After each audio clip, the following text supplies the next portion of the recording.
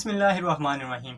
گردے ہمارے جسم میں فاسد مادوں کا اخراج کرتے ہیں جن کو ہم یوریا کہتے ہیں۔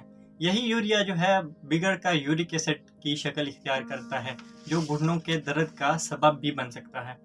یہ تعداد میں 2 ہوتے ہیں جو کہ ہماری بیک سائیڈ پہ کمر کی نچلی جانب موجود ہوتے ہیں۔ ایک رپورٹ کے مطابق گردے پورے خون کو 60 دفعہ ایک دن کے اندر فلٹر کرتے ہیں۔ یہ ایک انتہائی اہم کام ہے، یعنی ایک دن میں 180 لیٹر خون فلٹر ہوتا ہے گردوں سے۔ یہ کام گردے سر انجام دیتے ہیں۔ ان کے خراب ہونے کی مختلف علامات ہیں جو کہ بیان کرتے ہیں۔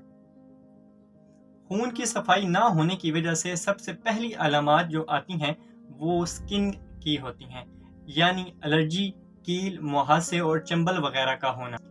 گردوں کے فاسد مادوں کے اخراج نہ ہونے کی وجہ سے جسم کے مختلف حصوں پر سوجن ہو سکتی ہے، جیسے آنکھوں کے نیچے سوجن ہونا، یعنی گھٹنے پنڈلیوں کا سوج جانا، اور پاؤں اکثر سوج جایا کرتے ہیں۔ نمبر 3، پیشاب کا بار بار آنا اور رنگت میں تبدیلی ہو جانا بھی گردوں کی خرابی کی علامت ہے۔ گردوں کی خرابی کی وجہ سے HB کم ہو جاتی ہے۔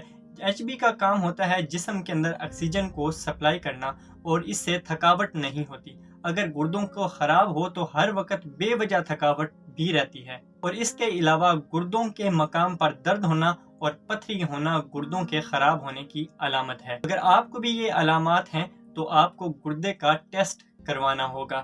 یہ سمپل یورین کے ذریعے ہو سکتا ہے۔ اگر آپ اپنے گردوں کو بچانا چاہتے ہیں تو یہ کام لازمی کریں۔ نمبر 1، پانی کی وافر مقدار لیتے رہیں۔ یہ نہ سوچیں کہ مجھے پیاس لگے تو تب میں پانی پیوں۔ کافی مقدار میں پانی جو ہے وہ دن کو پیتے رہیے۔ نمبر 2، فاسٹ فوڈ کا استعمال ترک کر دیجیے۔ اس میں پیپسی، کولا، بیوریجز، تمام طرح کے فاسٹ اور تلی ہوئی چیزیں شامل ہیں۔ تیسرے نمبر پہ درد کش ادویات جو ہیں وہ بھی گردوں کو خراب کرنے کا باعث بنتی ہیں۔